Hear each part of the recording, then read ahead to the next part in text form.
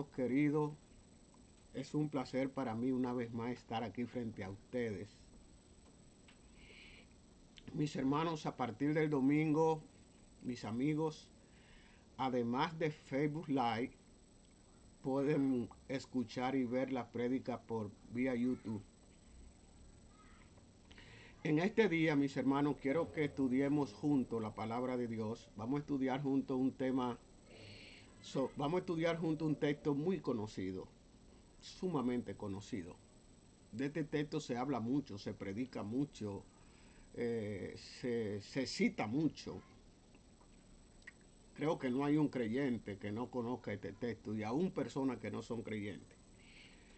Por medio del texto que vamos a estudiar juntos en esta tarde, el Señor llama a todo el mundo a hacer dos cosas. El Señor llama a todas las personas a que se unan a Él y a que aprendan de Él. Y cuando las personas hacen esas dos cosas, Dios le ofrece a cambio que le dará descanso, que le dará paz, reposo. Pienso que eso es lo que necesita la gente. Por medio de este estudio, que lo utilizaré como introducción a un estudio que voy a compartir con ustedes el próximo domingo, si el Señor lo permite, quiero que la persona no creyente, no cristiana, entienda la necesidad que tiene de unirse a Dios. Y si usted es cristiano, quiero que usted entienda algo. La promesa que Dios hace es que cuando nos unimos a Él y aprendemos de Él, Él nos proporciona descanso. Pero tienen que suceder las dos cosas. Por eso hay tanta gente cansada dentro del pueblo de Dios. Porque tú puedes estar unido a Dios, pero no aprender de Dios. Y para recibir el descanso tienes que aprender de Dios. Precisamente en estos días me imagino los nuevos creyentes que tienen pasión por la palabra de Dios, que están estudiando la palabra para conocer de Dios, para acercarse más a Él, para crecer espiritualmente, para desarrollarse. Me imagino que verán con asombro lo que está sucediendo en el pueblo de Cristo. Y se podrán estar preguntando qué está sucediendo. Si tú eres una de esas personas que te está preguntando qué está sucediendo al ver tantos líderes cristianos en rebeldía a la palabra de Dios. Una serie de pastores en disputa con las autoridades. Justamente el Día de la Madre que acaba de pasar aquí en Estados Unidos, hubo un pastor que dijo que si no le permitían abrir su iglesia, él la iba a abrir. Iba a celebrar el Día de la Madre con su congregación juntos, reunidos, y la celebraron. Y se contagió casi la iglesia completa de coronavirus, 180 personas contagiadas de coronavirus. En este momento que yo hablo con usted, hay un grupo de pastores, por razones de delicadeza, no voy a decir en qué estado, que se han puesto de acuerdo para disputar con las autoridades. Están forzando para que le permitan abrir sus templos para celebrar el día de Pentecostés en su iglesia. Quieren celebrar el día de Pentecostés en su iglesia. Y dicen que si no le permiten celebrar el día de Pentecostés por la buena, ellos van a abrir el templo por la mala. En mi natal República Dominicana he visto que han cerrado varios templos, que lo han abierto sin el permiso de las autoridades. Y a esto usted puede añadir muchos cristianos producto de la situación actual, deprimidos, desorientados, asustados, en ansiedad. Y si usted está estudiando la Biblia con anhelo, posiblemente usted esté diciendo, pero Señor, ¿y qué pasa con tus promesas? ¿Qué está pasando con lo que dice tu palabra? Yo guardaré en completa paz aquel cuyo pensamiento en ti persevera, porque en ti ha confiado. Ningún alma forjada prosperará contra los siervos de Jehová. En paz me acostaré y asimismo dormiré, porque solamente tú, Jehová, me hace dormir confiado. Cuando pase por las aguas no te anegarán, y si por el fuego no te quemarán, ni las llamas arderán en ti. Aunque ande por valle de sombra de muerte, no temeré mal alguno, porque tú, Jehová, estarás conmigo. Tu vara y tu cayado me infundirán aliento. ¿Qué pasa, Señor? ¿Qué está pasando? Cuando vean que sucedan todas estas cosas, erguíos y levantad vuestras cabezas, porque vuestra redención está cerca. Si tú eres de Juan 8:32, no temas. Que cuando haya pasado esto y lo que va a pasar, lo único que va a suceder es que el justo por la fe vivirá, más nada. No temas, no tengas que temer, está quieto, está tranquilo. No te dejes influenciar por los impíos que no conocen a Dios. Inflúyelo tú a Él. Bendito sea el Señor.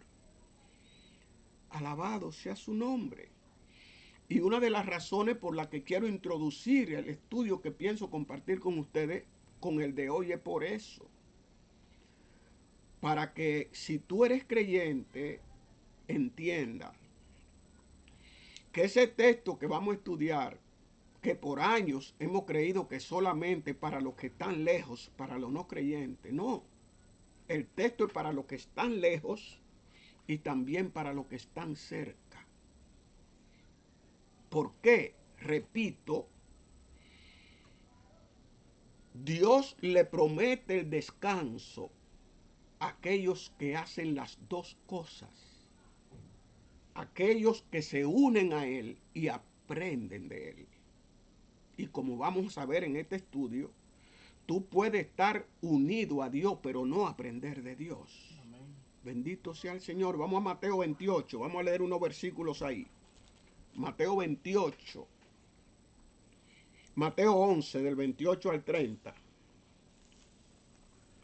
Mateo 11, 28 al 30. Dice la palabra de Dios: venid a mí todos los que estáis trabajados y cargados, y yo os haré descansar. Llevad mi yugo sobre vosotros, y aprended de mí, que soy manso y humilde de corazón, y hallaréis descanso para vuestras almas. Porque mi yugo es fácil y ligera mi carga. Gloria al Señor. En ese texto, el Señor llama a todo el mundo a dos cosas: a unirse a Él y a aprender de Él. Y a cambio, Dios hace una promesa: a todo aquel que se una a Él y aprenda de Él, hallará descanso. Gloria al Señor. Tienen que suceder las dos cosas para eso. Pero para usted entender el por qué todas las personas están agobiadas y cansadas, es bueno que partamos del origen. Quiero irme al origen para que entendamos por qué. Porque solamente por medio de Jesucristo podemos hallar descanso. Fuera de Jesús no hay el descanso que necesitamos. Bendito sea el Señor. Quiero que veamos el asunto desde el principio. Mis hermanos, porque el problema de nosotros, mis hermanos, es que nosotros somos seres caídos y vivimos en un mundo caído. Y voy a compartir con usted algunas verdades bíblicas que descansan sobre esa verdad, sobre esa plataforma, sobre ese fundamento de que somos seres caídos y vivimos en un mundo caído. Y no voy a dar por sentado que usted entiende esto. Quiero que usted entienda lo que significa que somos seres caídos y vivimos en un mundo caído para que luego pueda entender los demás. Bendito sea el Señor. Quiero que vayamos a Génesis 1. Vayas a Génesis 1 conmigo y leamos el verso 31 de Génesis 1. Dice Génesis 1:31. Y vio Dios todo lo que había hecho, y he aquí que era bueno en gran manera. Y fue la tarde y la mañana el día sexto. Cuando Dios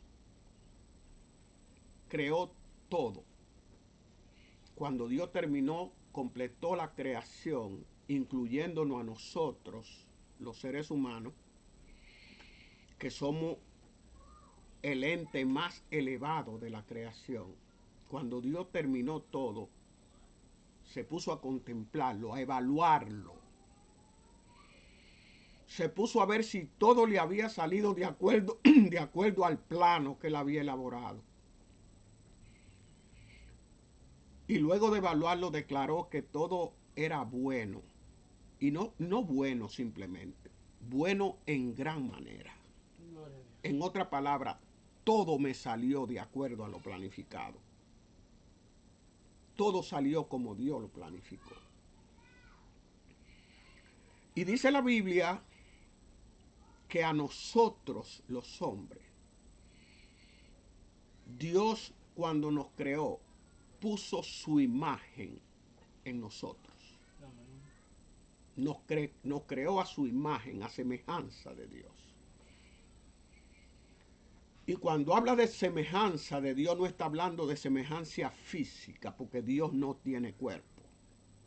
Dios es espíritu, Dios no tiene cuerpo. Y aunque Dios es todopoderoso y Él puede adquirir una forma física, esa no es la naturaleza de Dios. Dios es espíritu. De manera que la imagen de Dios en nosotros, Él la puso en el elemento espiritual que nosotros tenemos. En el elemento no natural, no material. Siendo así, puedo ver la imagen de Dios en nosotros en tres aspectos. Creo que hay tres aspectos de la imagen de Dios en nosotros. En nosotros está la naturaleza de Dios. ¿Por qué está la naturaleza de Dios? Porque en nosotros hay entendimiento, en nosotros hay voluntad, en nosotros hay emociones. Pero Dios puso en nosotros también la capacidad de gobernar, de ejercer dominio, que eso viene de Dios, eso tiene su fundamento, su origen en Dios. Y nosotros tenemos esa capacidad de gobernar, de tener dominio sobre las cosas. Muy especialmente la capacidad de gobernarnos a nosotros mismos por medio de la administración del libre albedrío que se nos dio. Nosotros tenemos esa capacidad. Y el tercer aspecto en que puedo ver la imagen de Dios en mí es en el aspecto moral. Dios me dio la capacidad para tener una vida de rectitud y de santidad. O sea, para apartarme de lo malo, del pecado. Dios me dio esa capacidad a mí. Por eso cuando usted está estudiando las Escrituras, usted nota que en la epístola de los Efesios, específicamente en Efesios 4:23, y en la epístola a los Colosenses, específicamente en Colosenses 3:10, la Biblia te dice que cuando somos regenerados por Dios, adquirimos la imagen de santidad que se perdió cuando el pecado entró en el hombre, que le adquirimos de nuevo, porque eso se perdió. Entonces, ¿qué ocurre? Esa perfección que nosotros teníamos, que nos capacitaba para tener comunión con Dios, para conocerlo, para entenderlo, para hacer su voluntad, para obedecerlo. Toda esa belleza que tenía la naturaleza cuando Dios lo creó todo y lo declaró bueno. Cuando el pecado entró en el mundo, todo eso se atrofió. Y se atrofió de tal manera que nosotros perdimos la capacidad de entender la voluntad de Dios, de hacer la voluntad de Dios, de obedecerle, de conocer los planes de Dios. Eso se perdió. Cuando usted estudia el capítulo 8 de Romanos, en los versos 19 al 23, por ahí, usted ve cómo afectó el pecado que entró en el mundo la propia naturaleza. Que dice la Biblia que esa naturaleza le gime a Dios, pidiendo que le restauren, que le devuelvan lo que ella perdió, el encanto, la belleza, la forma perfecta de funcionar. Y posiblemente de seguro que la naturaleza no va a gemir como gimo yo, que soy un ser humano. Pero cuando usted ve terremotos, ciclones, tsunamis, erupciones volcánicas, todos esos fenómenos meteorológicos, esos son fenómenos, esa es la naturaleza gimiendo, porque todo se dañó. Todo eso fue dañado. Todo fue dañado, atrofiado totalmente cuando el pecado entró en el mundo. Por eso es que hablamos de un mundo caído, de seres humanos caídos, caímos de la gracia, nos degeneramos, perdimos las facultades de perfección que Dios nos dio cuando nos creó. Caímos de nuestro estado original, tanto el hombre como toda la naturaleza. Bendito sea el Señor. Pero desde el mismo momento que se produjo la caída, desde ese mismo momento Dios comenzó a obrar para llevar a cabo un plan que Él tenía de antemano y restaurar todo el daño que se le hizo a su obra de creación. Desde el mismo momento Dios empezó a trabajar para restaurar. Y el plan Él no lo hizo cuando se produjo la caída. Dice la Biblia que Él lo tenía desde antes de la fundación del mundo. Usted se puede imaginar a Dios elaborando los planes del universo. Y cuando Él elabora los planes del universo, usted lo puede ver ideando: voy a crear un hombre para tener comunión con Él, para que seamos amigos, para que andemos juntos, para que nos conozcamos y tengamos compañerismo. Y a ese hombre yo le voy a dar libre albedrío. Pero si ese hombre en ejercicio de su libre albedrío hace mal uso, ¿qué yo voy a hacer? Dios lo pensó desde antes. Por eso tan pronto se produce la caída, Dios comienza a desarrollar el plan que tenía para restaurar todo el daño que se le hizo a su creación al estado original que tenía cuando Él declaró que todo era bueno en gran manera.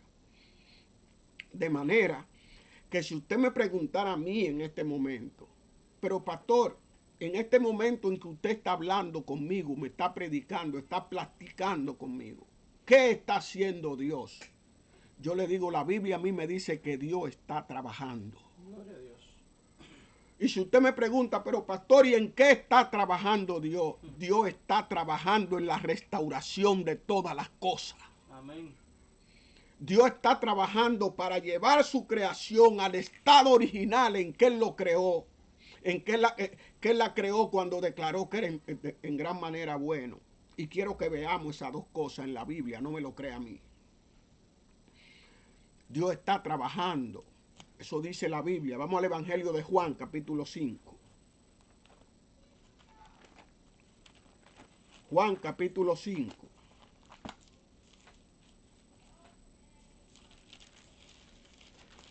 Para que usted entienda mejor lo que vamos a leer.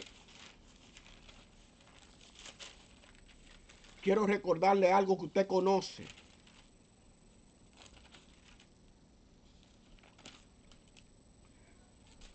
Cuando el Señor Jesús empezó su ministerio terrenal, tan pronto como Jesús abrió la boca, hubo un grupo de gente que dijo, vamos a tener problemas con este hombre. De que Jesús abrió la boca. Hubo gente que dijo, con este hombre vamos a tener problemas. Oye cómo habla ese hombre. ¿Por qué dijeron vamos a tener problemas con este hombre? Porque Dios le había encomendado a un grupo de personas que instruyeran al pueblo de Israel en el conocimiento de él, en el conocimiento de Dios. Y esa gente que hablaban de parte de Dios no estaban andando correctamente con Dios. Y cuando usted tiene que hablar de parte de Dios y usted no anda correctamente con Dios, las cosas le pueden salir bien, pero solo por un tiempo. Gloria a Dios. Tan pronto Jesús abrió la boca, esa gente se dieron cuenta que iban a tener problemas con Jesús. Y de hecho lo tuvieron. Y en una oportunidad Jesús, en ejercicio de su ministerio, dice la Biblia que sana a un paralítico que había en un estanque llamado Betesda en Jerusalén. Estaba en uno de los 5 pórticos del estanque. Dice la Biblia que llevaba como 38 años ahí enfermo. Y Jesús va y le dice que si quiere ser sano, y el hombre empieza a lamentarse y no te lamentes, dime si quieres ser sano. Gloria a Dios. Y Jesús le dice, a ti te digo, toma tu lecho y vete a tu casa. Pero la sanidad fue hecha en sábado. Y como fue hecha en sábado, Jesús tuvo problemas con sus enemigos, con esa gente que de que lo vieron abrir la boca sabían que iban a tener problemas con él. Dice la Biblia que lo querían matar porque había hecho esa sanidad un sábado. O sea, querían matarlo. ¿Por qué querían matarlo? Porque sanó a ese hombre que está sano ahí, él lo sanó. Y como ese hombre está sano, a él hay que matarlo. Y entran en disputa con Jesús. Y en el verso 17 de Juan 5, Jesús le contesta lo siguiente. Jesús, dice la Biblia, y Jesús le respondió a ese grupo de gente, mi Padre hasta ahora trabaja y yo trabajo. Y después de esa declaración de Jesús se complicó la cosa, porque si tenía el clavo caliente ahí se le puso al rojo vivo. Porque dice entonces, oiga lo que dice, por eso los judíos aún más procuraban matarle, porque no solamente quebrantaba el día de reposo, sino que también decía que Dios era su propio Padre. ¿Y qué dice la última porción? Haciéndose igual a Dios. Tremendo. Los judíos entendieron desde el principio que el que vendría como hijo de Dios era igual a Dios. Ha pasado de más de 2000 años y los testigos todavía no han podido entender eso. Y Jesús le dice, mi Padre hasta ahora trabaja y yo también trabajo. Dios está trabajando. ¿En qué está Dios trabajando? Le dije. Dios está trabajando en la restauración de todas las cosas. Vaya al libro de los Hechos conmigo, capítulo 3. Hechos 3. Hechos 3. Gloria al Señor.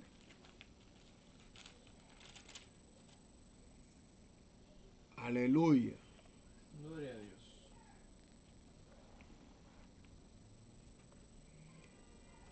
Escuche estas palabras que son parte de un sermón que predicó Pedro en el pórtico de Salomón.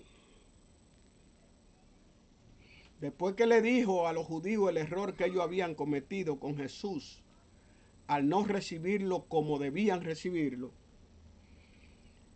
le dice, él reconoce y yo también que ustedes lo hicieron por ignorancia. Y a partir del verso 19 dice, así que arrepentíos y convertíos para que sean borrados vuestros pecados, para que vengan de la presencia del Señor tiempos de refrigerio. Y Él envíe a Jesucristo, que os fue antes anunciado, a quien de cierto es necesario que el cielo reciba hasta los tiempos de la restauración de todas las cosas, de que habló Dios por boca de sus santos profetas que han sido desde los tiempos antiguos. Dios está trabajando en la restauración de todas las cosas. Amén. Dios está trabajando para llevar a su estado original la creación que fue dañada cuando el pecado entró en el mundo. En eso está trabajando Dios en este momento. Gloria al Señor. De manera que como todo fue dañado, todo necesita ser restaurado, porque todo fue dañado. Incluyendo nosotros también necesitamos ser restaurados. Amén. De manera que el peso de ese pecado que entró en el mundo es lo que provoca ese agobio y ese cansancio que Dios quiere quitar de ti. Pero para Dios quitar de ti ese agobio y ese cansancio, es necesario que tú hagas esas dos cosas. Que te una a Dios y que aprenda de Dios. Tienes que unirte a Jesús y aprender de Jesús. Pero les decía al principio que no todo el que está unido a Jesús aprende de Jesús. Y quiero que veamos esto por la Biblia. Judas Iscariote y Pedro, ambos estuvieron estudiando durante 3 años y medio en la escuela de Jesucristo, preparándose para el ejercicio del ministerio del apostolado. Ambos duraron 3 años y medio estudiando en esa escuela, en la escuela de Jesús. Y al término de los 3 años y medio, la vida de ambos, no la opinión mía, la vida de ambos revela dos cosas. Que Judas Iscariote no aprendió nada de Jesús. Y a cambio, la enseñanza de Jesús hizo un impacto tan extraordinario en Pedro, que llegó un momento en que Pedro entendía que si se identificaba con Jesús, su vida corría peligro. Y como él entendía eso, que no podía identificarse con Jesús porque su vida corría peligro, negó una y otra vez que él fuera un discípulo de Jesús. Y la gente le dijeron, tú no puedes negarlo, porque aún tu forma de hablar te delata. Jesús había hecho un impacto tan extraordinario en Pedro, que queriendo deshacerse de la influencia de Jesús en su vida, no pudo. Y si usted es estudiante de la palabra de Dios, conoce las Escrituras, posiblemente usted me diga, pero pastor, cuando el evangelista Marcos narra esa situación, Marcos dice que eso sucedió porque tanto Pedro como Jesús eran galileos. Y como eran galileos, los galileos tenían un acento característico en su forma de hablar. Y por eso fue que ellos le dijeron eso. Y yo le contestaría que sí, que eso es verdad. Que el idioma posiblemente, la forma de hablar tuvo que ver algo. Pero entonces yo lo llevaría al libro de los Hechos. Lo llevaría al capítulo 4 del libro de los Hechos. Para ver lo que dicen no esos judíos ante quien Pedro negó a Jesús, sino la gente del Sanedrín. El Sanedrín era el consejo de gobierno de los judíos. También funcionaba como un tribunal, como la Corte Suprema.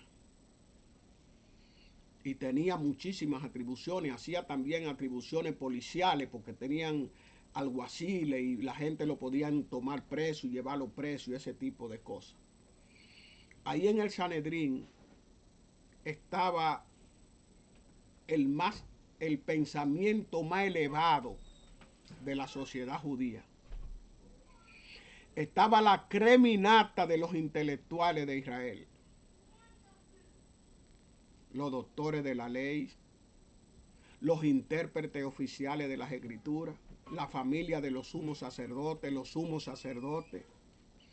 los ancianos jefes de tribus, los escribas, los fariseos, los saduceos. Ahí estaba la élite. Y la Biblia dice que Pedro y Juan hicieron un milagro en el nombre de Jesús, por medio del cual sanaron a un cojo de nacimiento, a quien le dijeron que se levantara y caminara, y no solamente caminó, saltó en el nombre de Jesús. Y cuando ellos hicieron eso, lo pusieron en la cárcel por orden del Sanedrín, y al día siguiente fueron a interrogarlo, lo llevaron al Sanedrín a interrogarlo para preguntarle con qué autoridad o en qué nombre ellos habían hecho eso. La historia es larguísima, no la podemos leer completa, obviamente. Pero cuando le preguntaron por qué ellos hicieron eso, o en qué nombre, con qué autoridad, escuchen la palabra de Pedro y de Juan. Leamos los versos 8 y 9 de Hechos 4, y luego vayamos al verso 13. Dice la palabra de Dios en Hechos 4:8. Entonces Pedro, lleno del Espíritu Santo, les dijo: gobernantes del pueblo y ancianos de Israel, puesto que hoy se nos interroga acerca del beneficio hecho a un hombre enfermo, de qué manera haya sido sanado. Voy a leer un par de versículos más. Sea notorio a todos vosotros y a todo el pueblo de Israel que en el nombre de Jesucristo de Nazaret, a quien vosotros crucificaste y a quien Dios resucitó de los muertos, por él este hombre está en vuestra presencia sano. Cuando usted ve que dice este hombre, es porque mientras Pedro y Juan estaban presos, parece que uno de esos abogados que se identificaba con Jesús y no se había declarado, parece que dijo: pero hay que llevar el cojo también al Sanedrín. Y agarró y se lo llevaron y él estaba ahí. Y cuando él dijo eso, fíjese cómo ellos reaccionaron. Versículo 13. Entonces, viendo el denuedo de Pedro y de Juan, y sabiendo que eran hombres sin letras y del vulgo, se maravillaban y les reconocían que habían estado con Jesús. ¿Usted sabe lo que dicen ellos ahí? Si yo se lo digo en palabras sencillas. Esa gente nunca estudiaron y son del estrato social de más bajo perfil. Son de lo último de la sociedad y se expresan mejor que todos nosotros. Amén. Y eso lo hacen porque estuvieron con Jesús. Gloria a Dios. De manera, mis hermanos, como les decía, que el hecho de estar ligado a Jesús no garantiza que usted aprenda de Jesús. Hay que aprender de Jesús. Algunos están ligados a Jesús, otros, unos aprenden y otros no. Por eso es que usted ve que hay tantos cristianos que están cansados. ¿Por qué? Porque aunque están ligados a Jesús, no aprenden. Y para disfrutar del descanso hay que unirse a Jesús y aprender de Jesús. Gloria al Señor. Así es el asunto. De manera que, como usted puede ver, si usted quiere ser impactado por Jesús, usted tiene que aprender de Jesús. Amén. Para que Jesús le dé el descanso que Él promete. Gloria al Señor. Y para aprender de Jesús, necesita dos cosas. Y yo le tengo noticias sobre esas dos cosas. No tiene que buscarla ni en el tercer cielo ni en el fondo del mar. Necesita, gloria al Señor, unirse a Él, que es lo que Él dice: ven a mí, aprende de mí y te daré descanso. Si quiere el descanso de Jesús, esas dos cosas necesita. Unirte a Él y aprender de Él. Esas dos cosas, repito, no tiene que ir a buscar ni al tercer cielo ni en el fondo del mar. Amén. La primera, que es unirte a Él, está tan cerca de ti que te va a sorprender cuando yo te lo diga. Está en tu boca y en tu corazón. Gloria a Dios. Para unirte a Jesús. Cerquita de ti está lo que tú necesitas. En tu boca y en tu corazón. Romanos 10. En tu boca y en tu corazón está lo que necesitas para unirte a Jesús.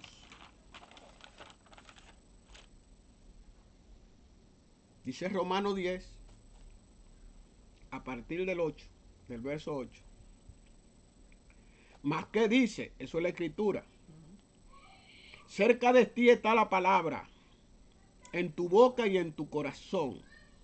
Esta es la palabra de fe que predicamos. Que si confesares con tu boca que Jesús es el Señor y creyeres en tu corazón que Dios le levantó de los muertos, serás salvo. Amén. Hay gente que me está oyendo en este momento que le ha dado tanta brega a ser salvo. Mira lo que tú necesitas. Lo que tú necesitas para ser salvo está en tu boca y en tu corazón. No está en el fondo del mar. No está, no tiene que ir a la luna. Otro planeta. Si confiesas con tu boca que Jesucristo es el Señor y crees con todo tu corazón que fue Dios que lo levantó de entre los muertos cuando resucitó, tú eres salvo. Porque con la boca se confiesa para ser salvo y con el corazón se cree para ser justificado. Justificado quiere decir que a partir del momento en que tú confieses eso, si lo haces de corazón, Dios jamás te verá como un pecador. Jamás. No importa lo que tú hayas sido hasta ahora. Jamás te verá como un pecador. Justo. No bueno, justo. A partir de ese momento, por haber creído en el sacrificio de Cristo y creer que ese sacrificio es suficiente para limpiar tu pecado, Dios te declara justo, te imputa la justicia de Cristo. Bendito sea el Señor. Eso es lo primero. Unirte ya, unirte a Cristo, eso es lo que tienes que hacer. Gloria a Dios. Gloria. Para unirte, eso es lo que tienes que hacer. Y para aprender de Jesús, necesita dos cosas. Gloria a Dios. Vamos al Evangelio de Juan para que vea las dos cosas que necesita para aprender de Jesús.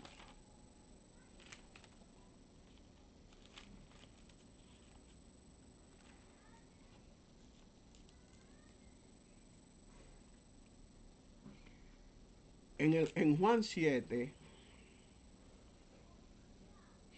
vamos a leer el verso 17. Dice la Biblia en Juan 7, 17. Los judíos, para que usted entienda de lo que vamos a leer, los judíos estaban disputando de dónde provenía, cuál era la fuente de la enseñanza que salían de la boca de Jesús. ¿Cuál era la fuente? ¿De dónde venía esa enseñanza que el hombre nunca la había escuchado? Yo, como decía, nunca hemos visto hombre hablar así. ¿De dónde viene la enseñanza? ¿Cuál es su origen de la enseñanza? Pero algunos de los que le estaban preguntando a Jesús realmente no tenían interés en saber lo que preguntaban. Tenían más bien interés de molestar a Jesús, de importunarlo. Y Jesús le dice en el verso 17 de Juan 7, el que quiera hacer la voluntad de Dios conocerá si la doctrina es de Dios o si yo hablo por mi propia cuenta. Ahí hay un principio extraordinario. Y es que Dios no le da lo de él a una persona que de antemano Dios sabe que no le interesa, que va a hacer mal uso. O sea, para tú aprender de Cristo, tú tienes que tener interés en aprender de Cristo. Tú tienes que estar interesado en aprender de Cristo. Eso es lo primero. Primero tienes que abrir la llave, que es unirte a Él, porque jamás podrá aprender de Él si no está unido a Él. Tienes que abrir la llave, que es la reconciliación.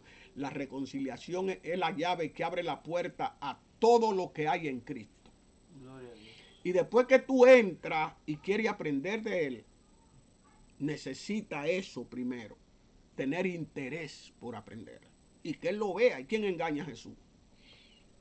Y aparte de tener interés en aprender, necesita una segunda cosa. Mostrar que tú tienes interés, siendo diligente en buscar eso que tú quieres. Gloria a Dios. Y está en el mismo Evangelio de Juan, pero en el capítulo 8.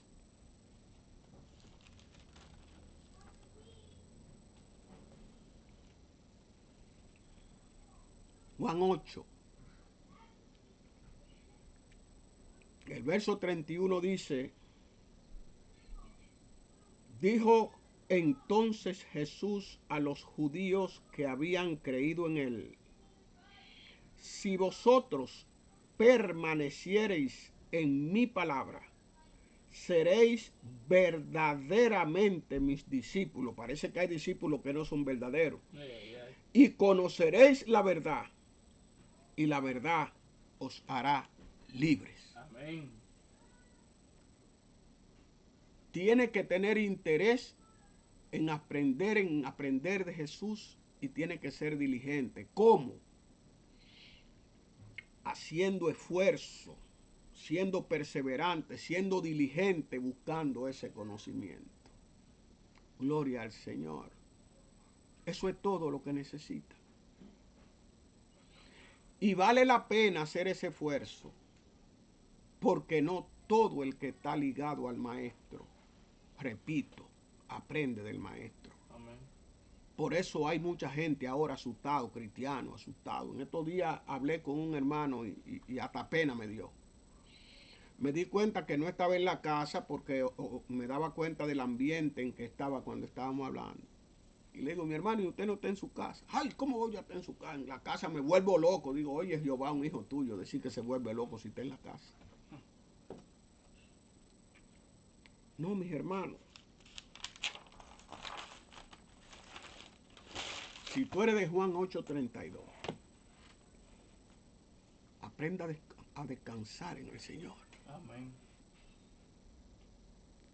No se preocupe, no se ponga ansioso. ¿Ansioso de qué? Cuando todo esto haya pasado, el justo por la fe vivirá. Amén. Esté tranquilo.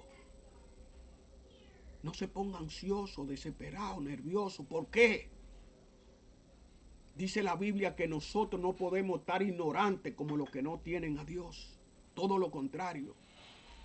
Yo estoy lleno de gozo, pendiente de cada detallito de lo que yo veo en este tiempo. Porque el Señor me dice, cuando tú veas que todas estas cosas suceden, Erguido y levantad vuestras cabezas porque vuestra redención está cerca.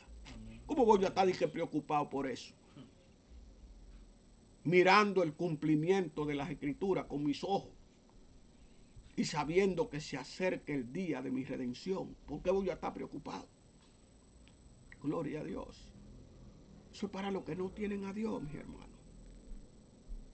Gloria a Dios. De manera que a ti que me está escuchando, Cristo te llama. Cristo te dice, ven, únete a mí, aprendes de mí y te daré descanso. La elección es tuya. La elección es tuya. Ven, ven, únete a mí, te dice Jesús. Aprende de mí y te daré descanso. Gloria a Dios. Hasta que no te una a Cristo no tendrás descanso. Amén.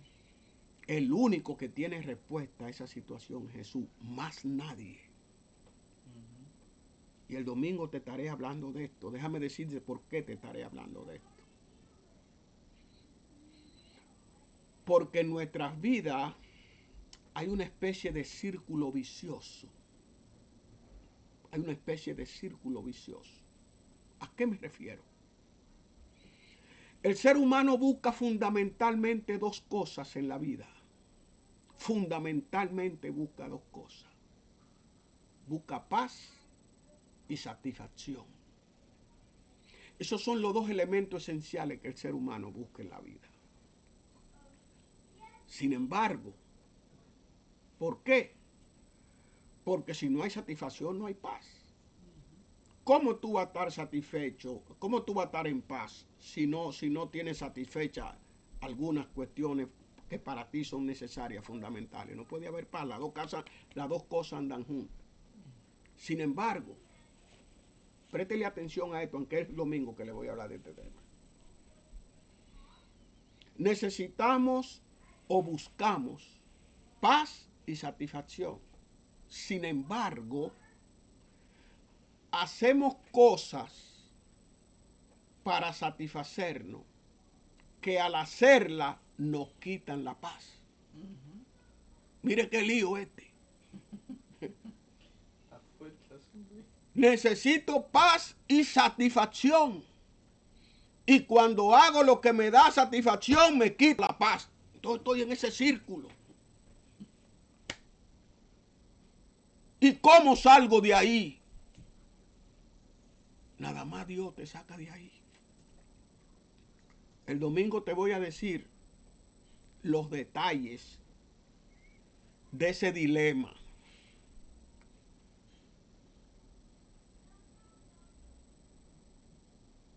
El domingo te voy a decir los detalles de ese dilema. Gloria al Señor. Mientras tanto, estuve viendo ahí un nombre que me impactó mucho ahí de una amiga que quiero muchísimo en Guatemala. Que posiblemente su hija esté junto con ella y su sobrino. Y creo que Jehú anda por ahí también. De mi amiga Rodemar. Rode, dile a esa gente que están contigo ahí ahora mismo que para tener descanso en su alma, paz, reposo, necesitan unirse a Jesús y aprender de Jesús. Las dos cosas. Gloria al Señor. Alabado sea tu nombre. Exaltado sea tu nombre, Señor. Hay poder en Jesús. Hay poder en Jesús. Hay poder en Jesús. Hay poder en Jesús. Gloria a Dios. Venid a mí todos los que estáis trabajados y cargados. Cualquiera cree que el llamado nada más es a una parte. Ah, eso es para los que estáis trabajados. Todos están así, como lo ve Jesús. Pero Jesús hace el llamado de esa forma porque hay hombres que somos tan orgullosos que no aceptamos que estamos cargados y cansados. Así mismo. Aleluya. Pero el Evangelio es para los humildes. Gloria a Dios. Aleluya. Gloria a Dios. Estoy esperando otras llamadas, porque han llegado algunas. Estoy esperando otras llamadas de personas que me digan, pastor, las cosas viejas pasaron. Amén. He decidido unirme a Cristo y aprender de Él para recibir su descanso. Si tú eres una de esas personas, me puedes llamar a cualquier hora. Para eso estamos dispuestos. Gloria al Señor. Dios te bendiga, Dios te guarde. Si Dios no dispone otra cosa, nos vemos de nuevo el domingo. Recuérdate que el domingo puedes verme y escucharme vía YouTube también, no solamente por Facebook Live. Juan 8:32, te quiero mucho. No se te olvide Juan 8:32, que tú puedes estar unida a Cristo, pero no aprender de Cristo. Judas no aprendió nada de Cristo. Pedro aprendió mucho de Cristo. Ves tú ya lo mismo. No lo quiso Judas, sino lo quiso Pedro. Dios te bendiga mucho. Hasta luego. Abrazo y beso de tu pastor. Tu pastor está orando por ti, porque te ama. Nos vemos luego. Bye bye. Amén.